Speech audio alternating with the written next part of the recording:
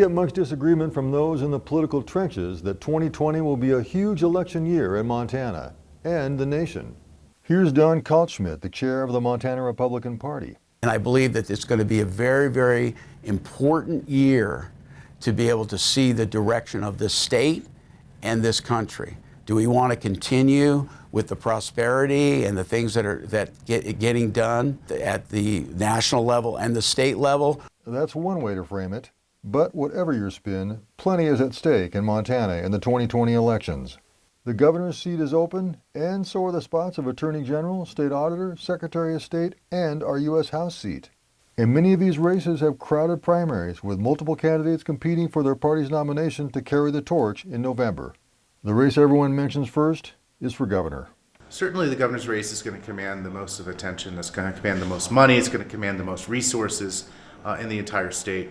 3 Republicans are in the governor's race: Attorney General Tim Fox, U.S. Representative Greg Gianforte, and State Senator Al Olszewski of Kalispell.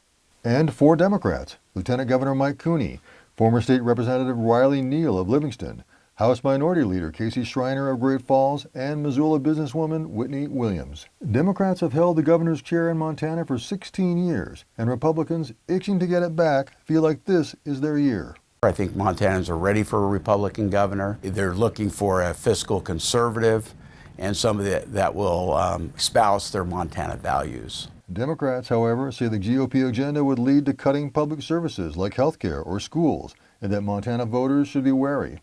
If we do elect a Republican conservative gubernatorial candidate, thousands of Montanans stand to lose their health care. We really are focused on public education, where the conservative is more focused on charter schools. We also have a U.S. Senate race in Montana in 2020, but at this point it's not generating much heat.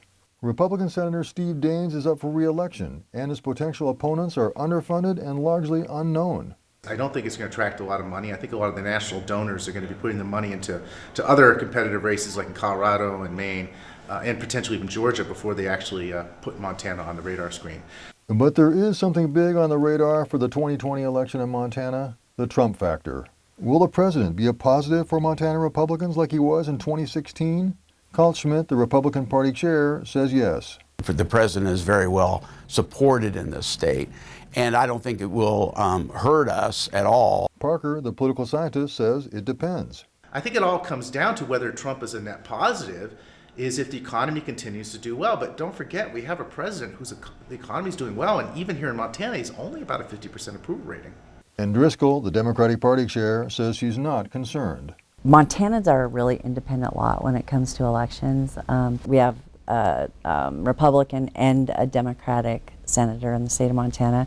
We have a Democratic governor and Republican Secretary of State, Auditor. Yes, but going forward, will Montana remain something of a split decision between Republicans and Democrats?